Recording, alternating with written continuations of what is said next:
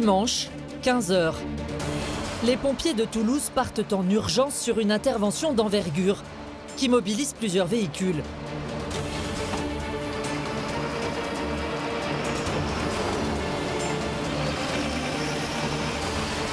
Le camion qui transporte la nacelle est demandé en renfort. Un incendie s'est déclaré dans un quartier résidentiel non loin du stade toulousain. En priorité l'échelle et en second le PS. Dans la rue, les habitants assistent effarés à la catastrophe. Le sinistre est en train de ravager cette maison.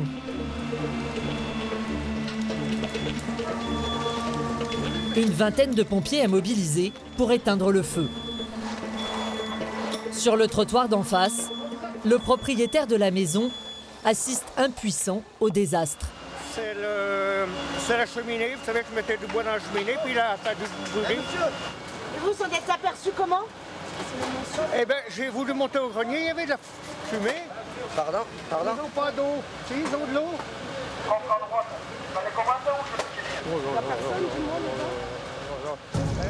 Le conduit de la cheminée a pris feu et a embrasé les combles. L'urgence pour les pompiers, c'est d'éviter que l'incendie ne passe d'un toit à l'autre. Le risque de propagation est très inquiétant. Eric, le chef de groupe en casque rouge, met au point le dispositif pour contenir l'incendie. La moitié du salon déjà est tombée. La toiture est assez ouverte. Est-ce qu'on peut traverser par le salon? Oui. Par le salon, ouais. C'est bon? Moi, j'y vais. Les pompiers se positionnent autour de la maison incendiée, dans les airs grâce à la nacelle et au sol. Ils arrosent la façade pour faire barrière au feu et inondent chaque foyer visible. « 10 mètres plus haut, Eric et Christophe cherchent le meilleur angle d'attaque pour éteindre l'incendie. La maison n'est plus qu'un immense brasier. On arrose là? Ok, merci. La propagation là-bas est liée. Moi, c'est là. Je veux pas que ça rentre là, tu comprends? L'alarme va prendre feu. La propriétaire de la maison voisine ne quitte plus l'intervention des yeux. De leur côté, les soldats du feu, équipés de leurs masques et bouteilles à air comprimé, pénètrent au rez-de-chaussée.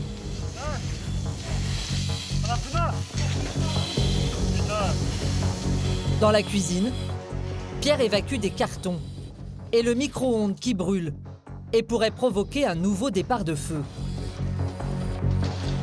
Après 20 minutes d'effort, les pompiers parviennent à maîtriser l'embrasement.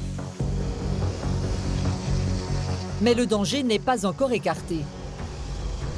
On a un point au niveau de la cheminée à l'intérieur que pour l'instant l'échelle me dit de ne pas pouvoir atteindre. C'est pas la peine de balancer une tonne d'eau. Parce que là maintenant dans cette deuxième phase, on va détuiler pour aller au cœur du premier étage, et sous toiture et sous plancher. D'accord? Les pompiers, en équilibre sur la charpente calcinée, enlèvent les tuiles le plus vite possible. On enlève celle-là aussi pour voir. Une autre rangée, manière. Eh oui, obligé de tout détuiler.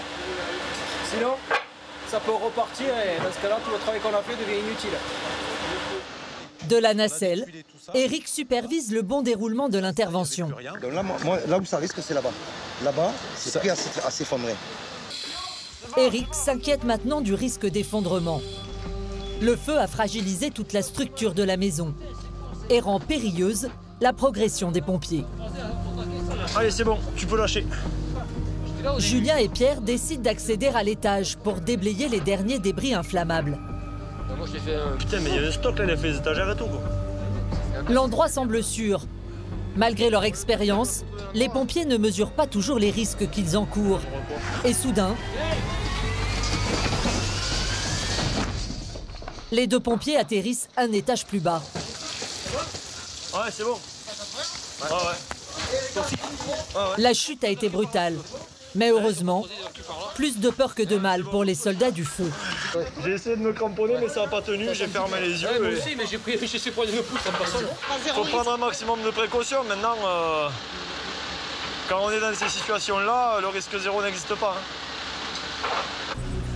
Après 4 heures, la situation est entièrement maîtrisée. Le propriétaire, lui, n'a plus d'autre choix que de constater les dégâts. Ouais, ça m'a coûté du pognon, hein. Ça m'a coûté. Il faut toujours refaire les toitures. La toiture, oui. Et il n'est pas au bout de ses peines. Pendant 2 heures encore, les pompiers vont évacuer ce qu'il reste de ces meubles et de ces objets, dont certains fument encore. L'incendie, comme souvent, n'a laissé derrière lui qu'une scène de désolation et de chaos. Le propriétaire va devoir se reloger et patienter, en attendant que les assurances l'indemnisent. Sans l'intervention des soldats du feu, c'est un quartier tout entier qui aurait pu brûler. Pour les pompiers, le contrat est rempli. Malgré l'ampleur du sinistre, aucune victime n'est à déplorer, ni dans leur rang, ni parmi les habitants.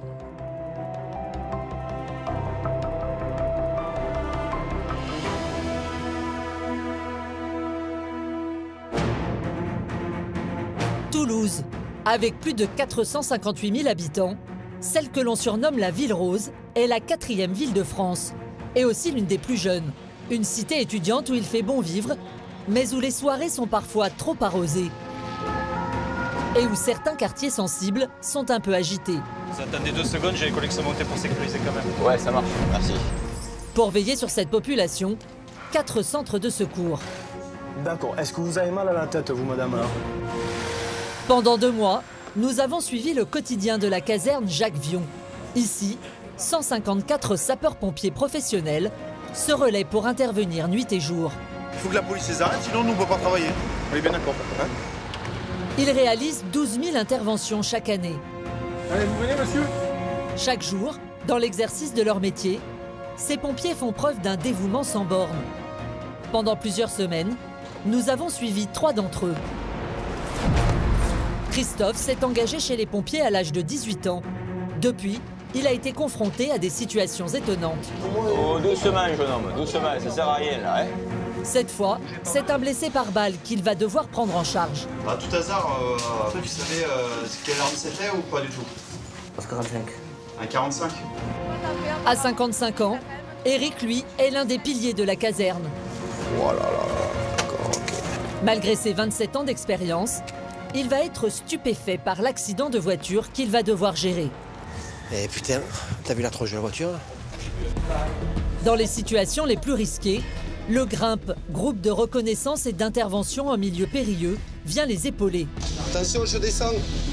Et aucun sauvetage ne fait peur à ces pompiers de l'extrême.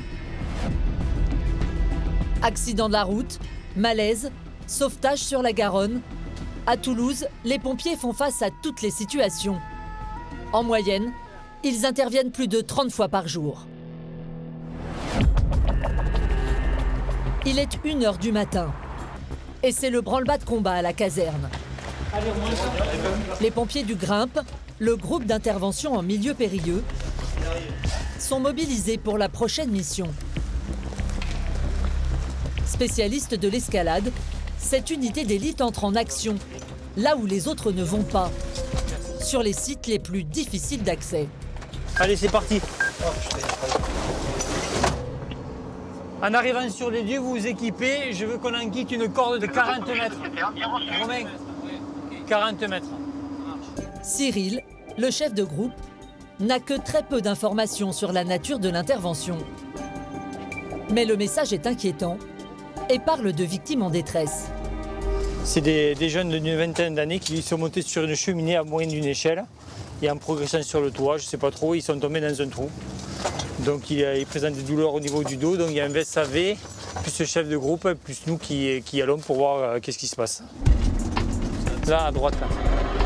Tu contournes là et puis tu vas sur la droite. L'accident s'est produit dans un centre de formation professionnelle. 2 jeunes sont montés sur le toit en pleine nuit. Et l'un d'entre eux est tombé dans une cheminée. Les pompiers se demandent ce qu'ils faisaient à cet endroit. Un cambriolage? Des dégradations? Sans perdre un instant, Cyril monte en reconnaissance pour comprendre ce qui s'est passé. Romain, tu montes de suite. Une ascension vertigineuse.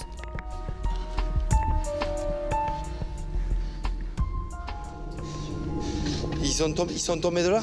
Ouais. Ok. Les pompiers découvrent le fameux conduit de cheminée. À plus de 15 mètres du sol, une ouverture béante. Le jeune homme a sûrement glissé à l'intérieur et fait une chute interminable dans le vide. Jérôme, tu peux envoyer la corde, s'il te plaît, qu'il a... C'est derrière cette grille que la victime à gauche a atterri après sa chute. Il aurait pu se tuer. Et c'est presque un miracle que le jeune homme soit conscient. Il se plaint de douleurs au dos. Il faut l'évacuer en urgence. C'est par cette issue que les pompiers décident de le faire sortir. C'est bon, c'est clair? C'est bon. C'est bon? L'évacuation doit absolument se faire sur un brancard. Après une telle chute, le blessé ne doit surtout pas bouger pour éviter toute lésion irréversible de la colonne vertébrale. Le problème, c'est que les pompiers ne peuvent pas descendre le brancard par l'échelle sans l'assurer. Ils risqueraient de le faire tomber. Alors Cyril imagine une manœuvre pour stabiliser le brancard en passant par le toit. Je t'explique la manip? Ouais. Il y a une corde qui va descendre d'en haut.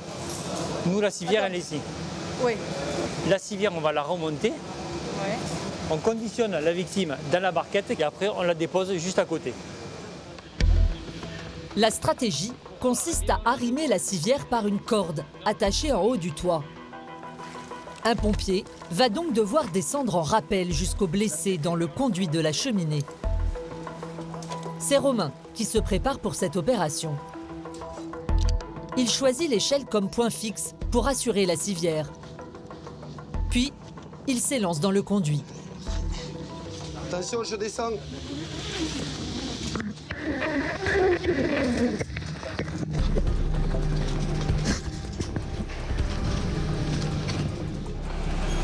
La partie la plus délicate commence. Installer le blessé et descendre le brancard. Doucement, dis-lui de faire doucement. Sébastien guide la descente du brancard en rappel pour éviter qu'il ne se retourne. C'est pas grave, là, il faut qu'il descende. Descend.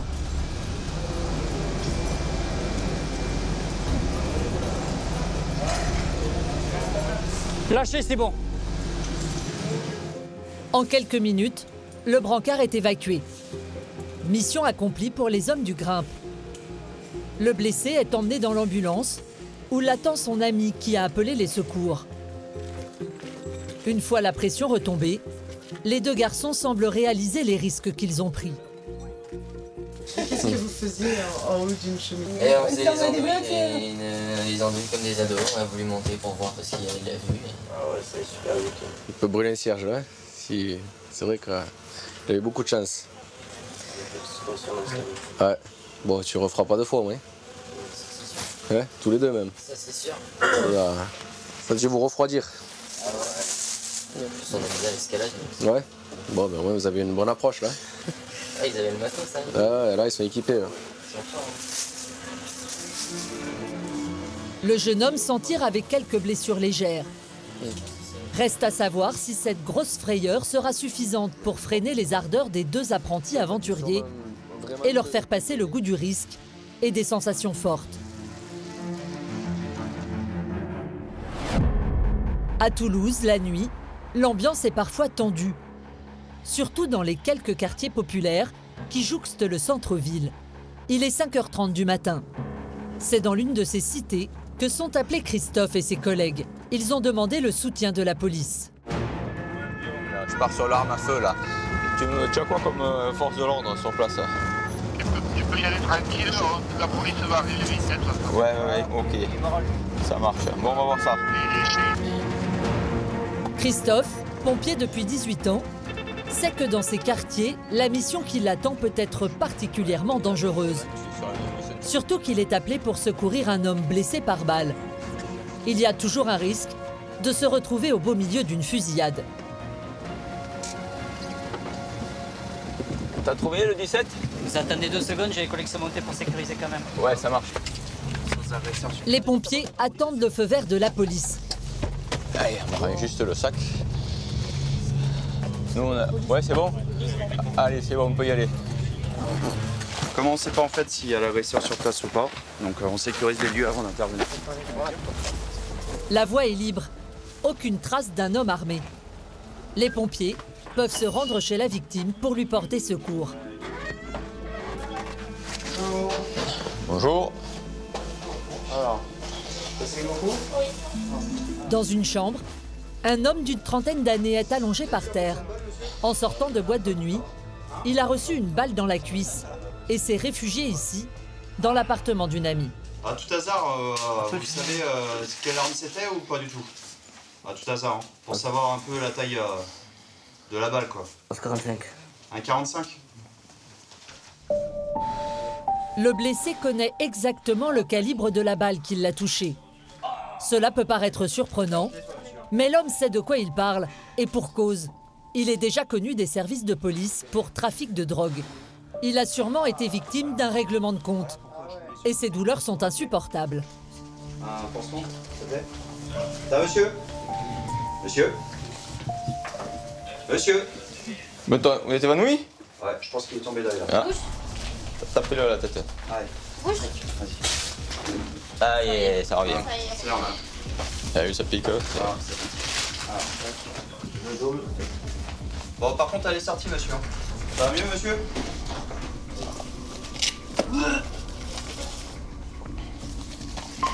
Les pompiers réalisent un bandage pour contenir l'hémorragie en attendant l'équipe médicale d'urgence. Bonjour. Bonjour monsieur, c'est le médecin du SAMU. Bonjour. Monsieur. Laissez-moi voir. Laissez-moi. Ok, c'est bon. L'homme a également 2 dents cassées. L'équipe du SAMU réalise les examens de routine pour connaître son état de santé général. Mais sous le choc, le blessé a une forte baisse de tension. Et il est sur le point de s'évanouir. Dans son délire, il s'en prend maintenant à l'infirmière. Vous allez passer toute la nuit ou quoi? Oh, doucement, jeune homme, doucement, ça sert à rien là, hein? Ouais, c'est non. On s'occupe de toi là. Laisse-moi dormir. L'urgence, c'est de l'emmener à l'hôpital. L'homme s'affaiblit de minute en minute. Et assieds-toi. Assieds-toi. Ah, mais en arrière, en arrière. Aïe, aïe, aïe.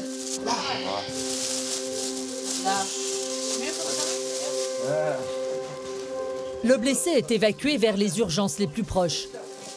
Il s'agit maintenant de savoir si la balle a fait des dégâts importants.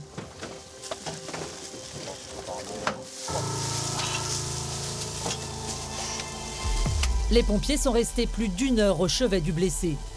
Il est 7 h du matin quand l'ambulance se met en route vers l'hôpital Purpan. C'est bon. On est parti? Allez. Ça va, monsieur? Ça va. Grâce aux médicaments, la douleur s'est atténuée. Arrivé aux urgences, l'homme semble beaucoup plus serein. Ça va. Plus confortable. Allez. Bon, on se dit par la prochaine, hein? Hein? Merci. Allez. Bon. Au revoir. Merci beaucoup les garçons, bonne journée. Allez, au revoir. Christophe passe la main au médecin. Pour lui, la mission se termine bien. Ses équipes ont travaillé en sécurité et la victime a été secourue au plus vite. Ces interventions un peu tendues ont été l'une de ses motivations pour faire ce métier. C'est le côté un petit peu action, dynamique. C'est-à-dire? C'est-à-dire que tu manges, ça sonne, tu arrêtes de manger, tu t'en vas et tu fais ce que tu as à faire. Et puis tu ne regardes pas, tu ne pointes pas. C'est ça au départ. Bon, aujourd'hui, on s'est apaisé, on a eu de l'expérience, on a eu du recul. Heureusement, ces opérations restent rares. En 2017, les pompiers de Toulouse n'ont réalisé que 8 interventions pour violence avec arme. Une semaine plus tard, la journée s'est écoulée paisiblement. Il est 18 h, tout est calme sur la place du Capitole. Les Toulousains quittent leur bureau pour rentrer chez eux. À la caserne, en revanche, c'est le branle-bas de combat. Jérôme et son équipe sont à nouveau appelés dans un quartier sensible, en périphérie de Toulouse. Cette fois, il s'agit d'un jeune homme enfermé chez lui et qui ne répond pas aux appels. C'est l'un des motifs d'intervention des pompiers, le plus fréquent. Aujourd'hui, c'est un cousin qui habite le même immeuble qui a appelé les secours. Au moment où Jérôme s'apprête à entrer, les jeunes de la cité lui réservent un drôle d'accueil.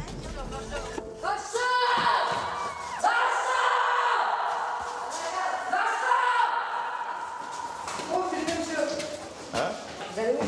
Là, on va faire une inter pour une personne. Le garçon qui a crié a probablement confondu Jérôme avec un policier.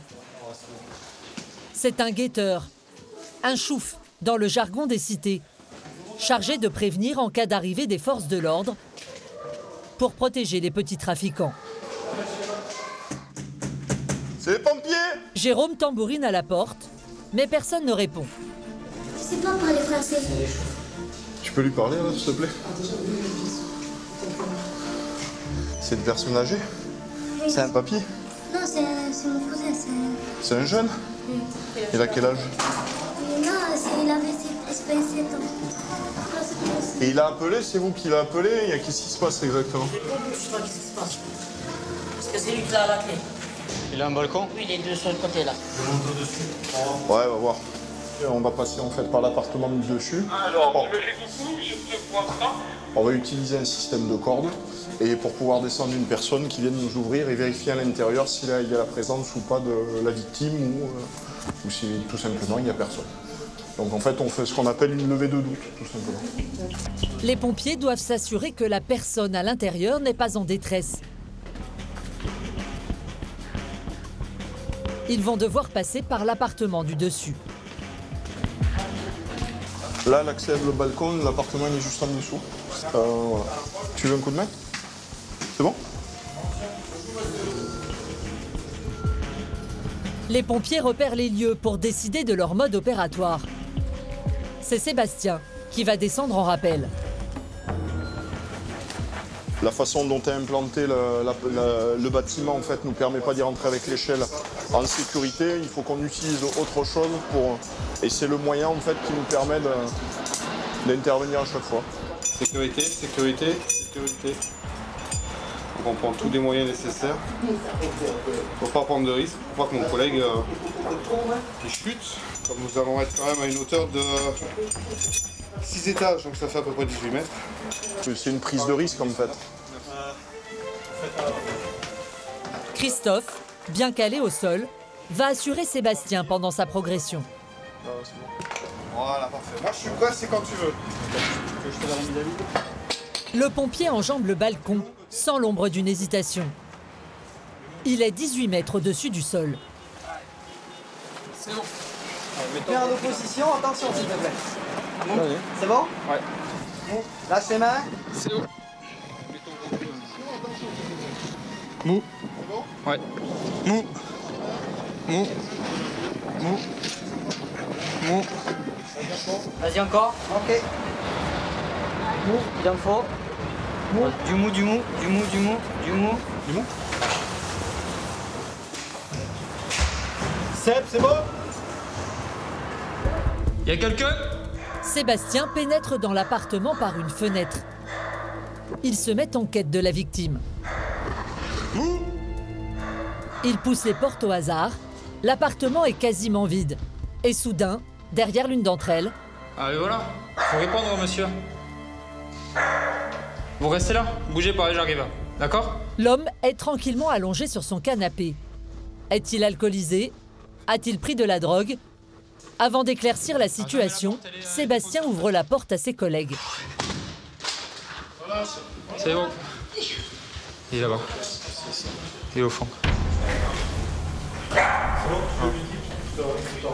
Bonjour.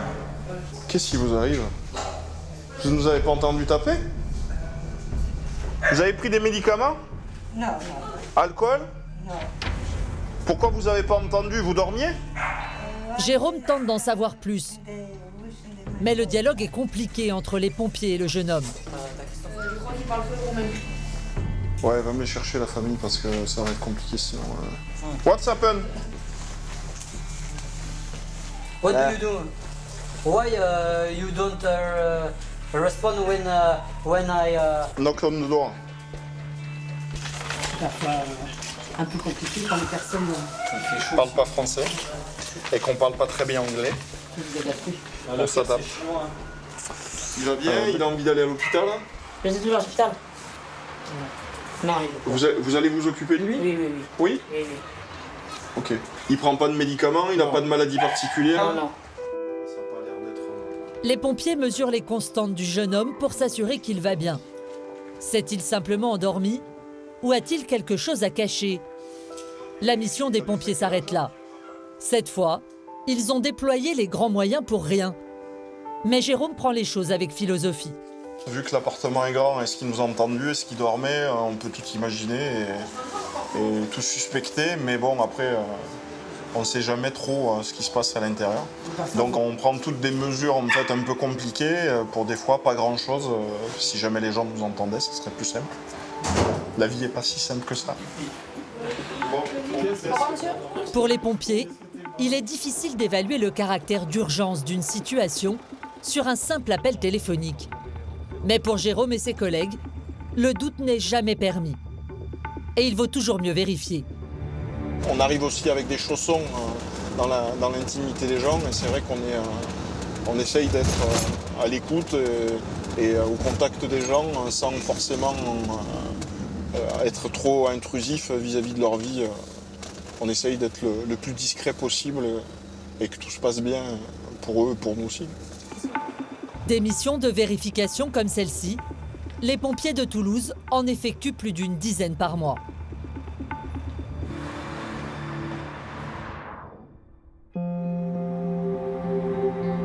Depuis 2 jours, Toulouse vit une situation exceptionnelle. Des pluies diluviennes se sont abattues sur le département. La Garonne est en crue. Les pompiers de Toulouse sont en alerte permanente et gardent les yeux braqués sur le fleuve. Régulièrement, des équipes de plongeurs effectuent des rondes de surveillance. Ils vérifient que personne ne s'est retrouvé piégé par la montée des eaux. Ils redoutent aussi les cas de suicide. Cette nuit, c'est bien tombé et ça a bien pris 1,50 m, 2 mètres de hauteur et du coup, ça rend inaccessible certaines parties des quais. Par endroits, les quais ont complètement disparu. Les arbres ont les pieds dans l'eau et le fleuve a charrié des branchages qui compliquent la navigation. Pour faciliter les recherches, l'équipe embarquée sur la Garonne bénéficie d'un appui aérien. Sur la berge, le drone des pompiers se prépare au décollage. On va faire voler le drone en fait pour pouvoir arriver à peut-être détecter quelque chose et ça permet d'avoir un visuel quand même en direct sur la tablette et de pouvoir voler un peu où on veut. Grâce au drone, rien de ce qui se passe sur le fleuve n'échappe aux pompiers. En apparence, les berges paraissent désertes. Mais sous un pont, ils repèrent le campement de fortune d'un sans-abri. L'homme ne souhaite pas quitter son pilier, mais les pompiers ne lui laissent pas le choix. Il pourrait se noyer. Les sauveteurs le persuadent de monter dans le bateau et d'évacuer les lieux.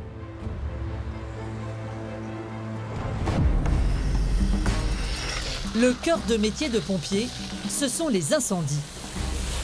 C'est souvent leur motivation première pour s'engager dans ce métier. La plupart du temps, les feux sont causés par des actes de malveillance. Feux de poubelle ou feux de voiture, ils mobilisent les pompiers de jour comme de nuit.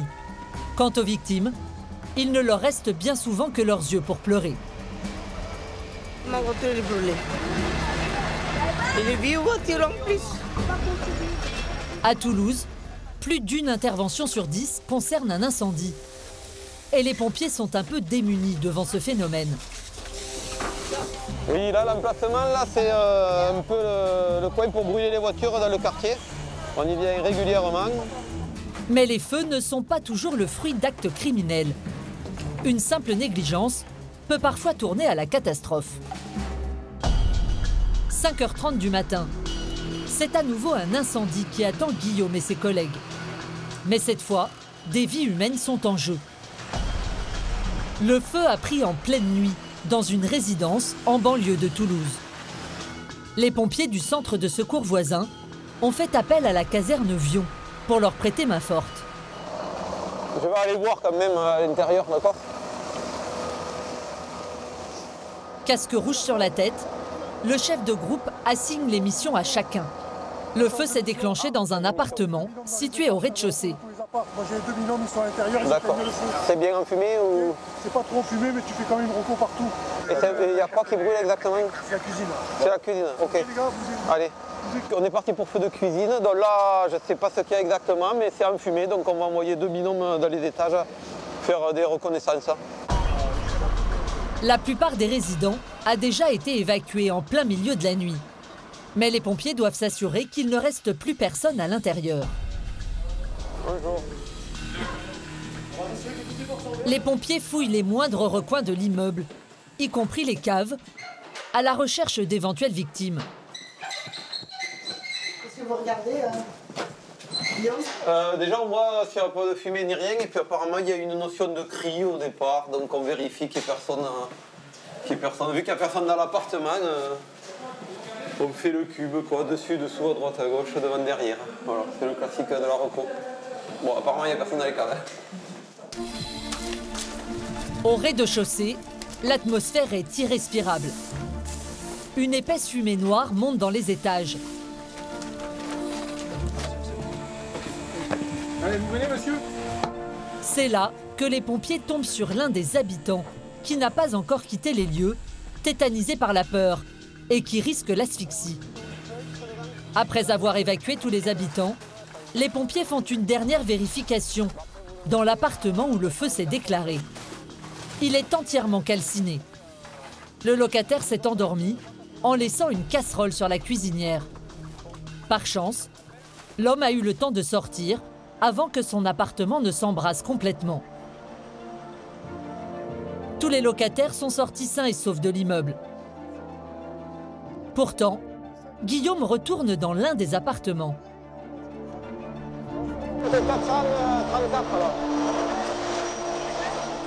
En effet, un occupant pas tout à fait comme les autres est resté prisonnier au 3e étage.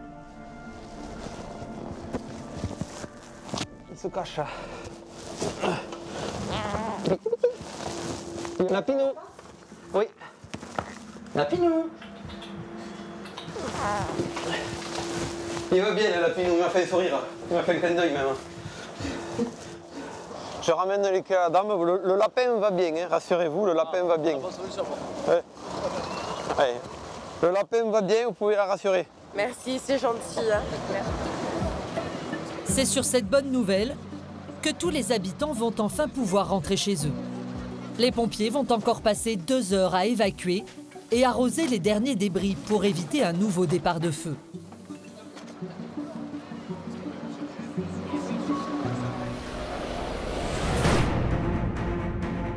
Les interventions que les pompiers appréhendent le plus, ce sont celles qui impliquent les enfants.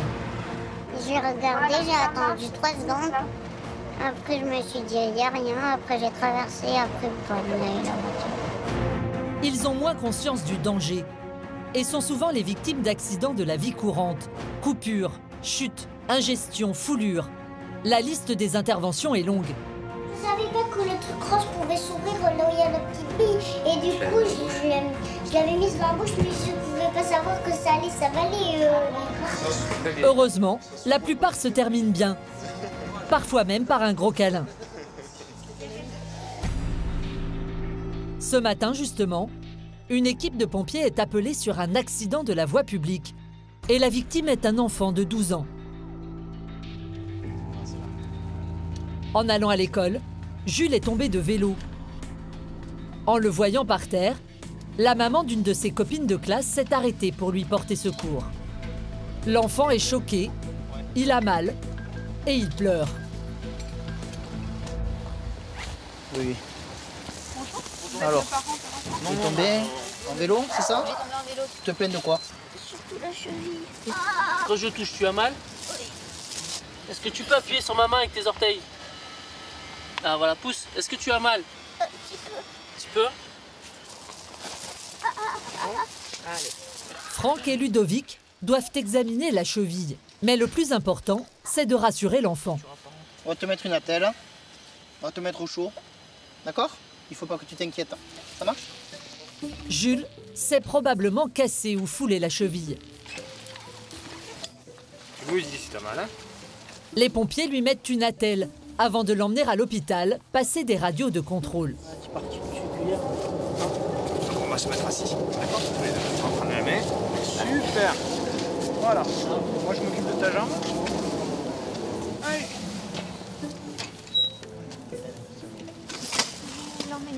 On va vous le dire avant de partir. Bon, normalement, ça va être l'hôpital des enfants, tout pas, mais...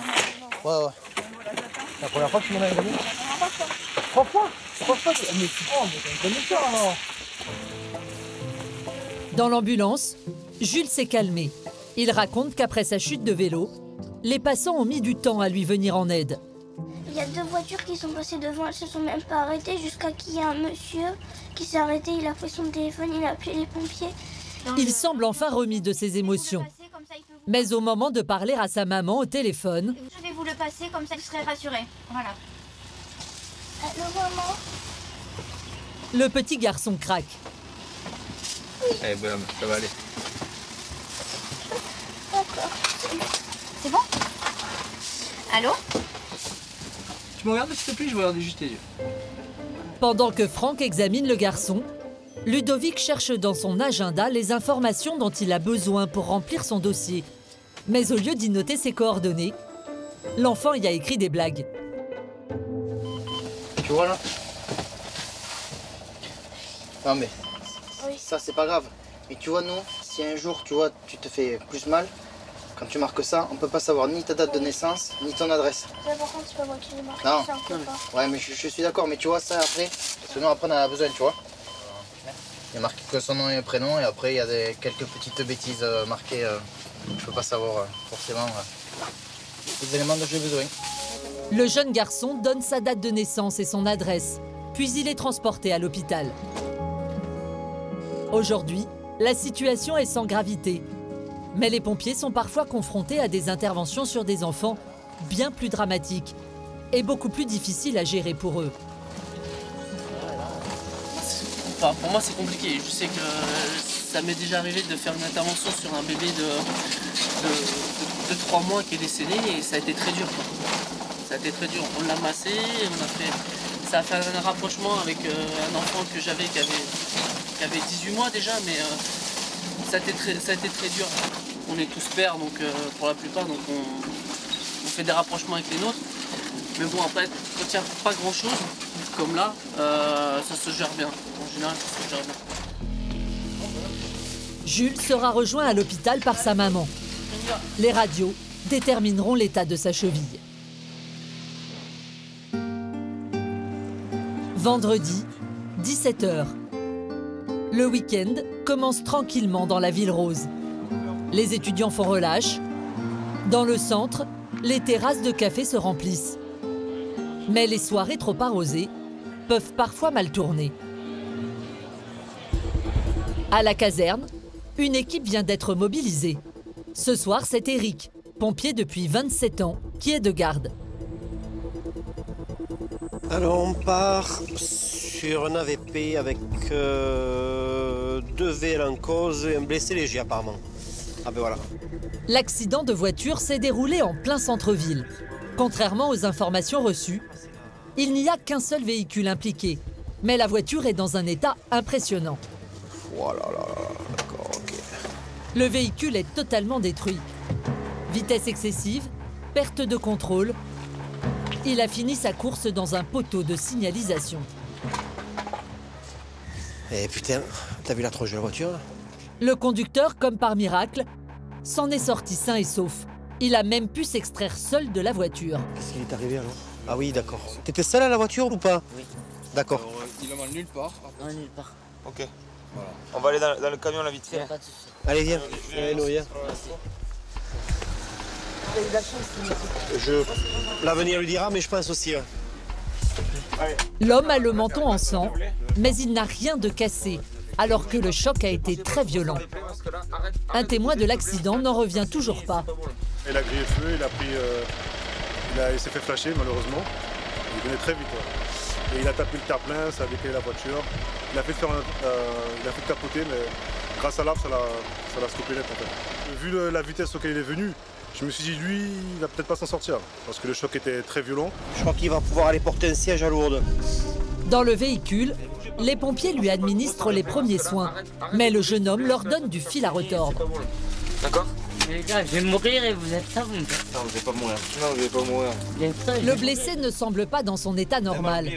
Il a les yeux exorbités et s'agite de plus en plus. J'ai mal à la gorge. Eh oui, je sais, c'est normal, d'accord? Essaye de faire ce que je te dis, tu verras, tu auras peut-être un peu mal, d'accord? Oui, je suis là pour faire Monsieur, ne bougez plus le bras. Essaye de faire attention. Les pompiers le suspectent d'avoir pris de l'alcool ou de la drogue. Et peut-être même les deux. J'ai abusé. J'ai avec mes collègues, j'ai un peu trop bu. Et ouais, ça, je suis dégoûté. Ça, on l'a vu. Tu vas rester avec lui et je vais conduire. Parce que là ça, pour l'instant ça va, mais ça tourne au vinaigre. Je ne sais pas si ce sera assez solide pour le maîtriser. Eric a l'habitude. Il sait que les patients alcoolisés sont imprévisibles. Alors il prend ses précautions. 2 pompiers vont rester à ses côtés pendant le trajet jusqu'aux urgences. Isabelle, serre là si tu veux là. Voilà. C'est ta main. Non. S'il te plaît, ta main. Oui, je vais te la donner. Je te la donne. Regarde. Voilà, d'accord? Je vais te la donner. Ça va aller, d'accord? Pose la tête, essaie de te calmer. Eric a eu du flair. Le jeune homme s'énerve. Romain et Grégory ont le plus grand mal à le contrôler. Laisse les gens par terre. Laisse les pieds par terre. Arrête d'appuyer. Non, appelle nos gens, s'il te plaît. S'il vous plaît, les gars. Oui. Essaie de te calmer. Calme-toi. Après 10 minutes de trajet mouvementé, le véhicule arrive à l'hôpital. Le jeune homme est immédiatement pris en charge par un infirmier. Tu te souviens de ce qui s'est passé là? Bien sûr, je sais de tout. Qu'est-ce qui s'est passé? Mais rien du tout. Mais juste souffle là-dedans, d'accord? Non, il faut prendre Son premier geste est de vérifier l'alcoolémie du patient. Et elle est positive. C'est bon. Il a pris de l'alcool, c'est sûr. Et après peut-être d'autres substances, donc ça commence à faire un cocktail pas explosif mais instable on va dire. T'as fumé ou pas? J'ai fumé du shit. Voilà, j'en étais sûr. Alcool et drogue, un mélange qui ce soir a failli coûter sa vie au jeune homme. Je voudrais quand même louer la patience extraordinaire de mes collègues. C'est pour ça qu'ils sont restés à 2 derrière, parce qu'on ne sait jamais alcool plus drogue ce que ça peut faire. Voilà.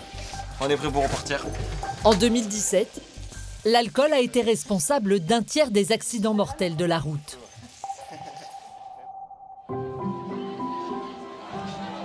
L'un des hauts lieux de fête à Toulouse la nuit, ce sont les quais de la Garonne. C'est là que les jeunes se rassemblent. Les soirs de week-end, les pelouses au bord du fleuve sont souvent noires de monde et l'accident n'est jamais loin. Ouais, Denis, en fait, ici, c'est les seuls accès pour nous. Pour descendre. Ouais. Allez. En fait, de l'autre côté. Ce soir, une personne serait tombée dans l'eau. Et le pire est à craindre. En cette saison, les températures sont très froides. Les plongeurs ont été appelés en renfort. Mais ils vont avoir une surprise. Il s'agit en fait d'un chien qui a sauté du pont à 5 mètres de hauteur. C'est son maître qui a appelé les secours. Par contre, prends pas le 8, hein, Guillaume. Prends la poulie. Seule solution pour remonter l'animal, le hisser à l'aide d'une corde. Allez, c'est parti.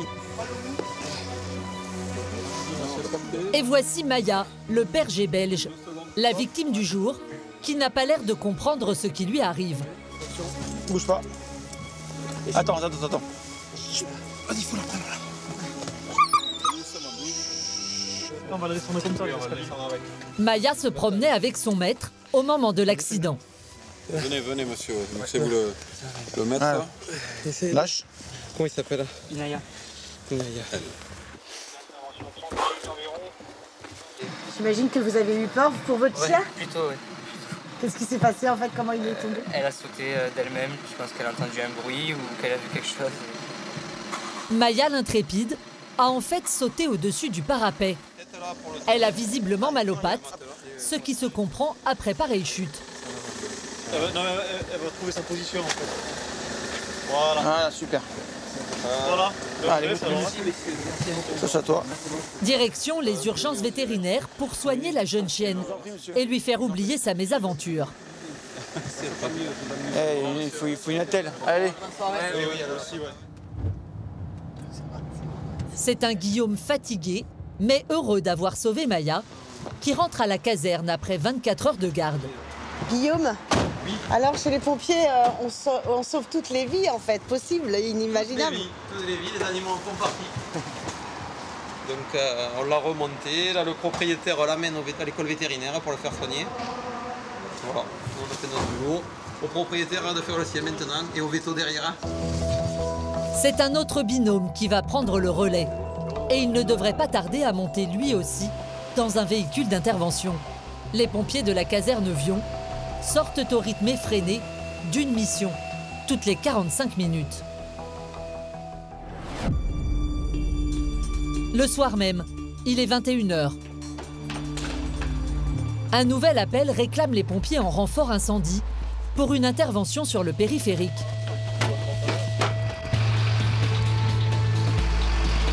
Depuis quelques jours, les agriculteurs manifestent contre la suppression de subventions européennes. En guise de mécontentement, ils font brûler du fumier et des pneus en plein milieu de la route. Un incident qui ne paye pas de mine. Mais Daniel, avec ses 36 ans d'expérience, sait déjà que l'intervention risque de lui donner du fil à retordre. Soit ça va être une opération de longue durée, je pense, le temps qu'on éteigne, qu'on évacue tout ce qu'il y a sur le péri. Ça risque de durer un peu, je pense. Les pompiers doivent agir vite. Le périphérique dessert toutes les entrées de la ville. S'il n'est pas réouvert demain matin, Toulouse sera paralysée par les bouchons. Mais pour le moment, les pompiers sont à l'arrêt. Ils doivent attendre la police avant d'intervenir. On fait le stand-by pour l'instant parce qu'il paraît qu'ils viennent de mettre une camionnette dans le feu et tout ça. Ah bon? Il faut que la police les arrête, sinon nous ne pouvons pas travailler. On est bien d'accord. Hein? Quelques minutes plus tard, les forces de police donnent le feu vert à l'intervention des pompiers. Les agriculteurs ont quitté les lieux. La voie est libre. On va faire flotte et mousse, suivant ce qu'il y aura. Parce qu'il y a des endroits où il n'y a que de la paille. Là, on fait avec la flotte. Les endroits où il y a des pneus, on fera avec la mousse. Pour réouvrir le périphérique au plus vite, tous les engins ont été mobilisés. Les pompiers disposent de mousse extinctrice et de 10 000 litres d'eau. La première phase consiste à éteindre le gros de l'incendie. Au milieu des fumées toxiques dégagées par les pneus, les pompiers s'avancent avec leurs lances au plus près de la fournaise. Après 20 minutes d'effort, le feu semble circonscrit. Mais une deuxième phase est nécessaire pour atteindre les dernières braises qui couvent sous la paille. C'est là que le tractopelle entre en action.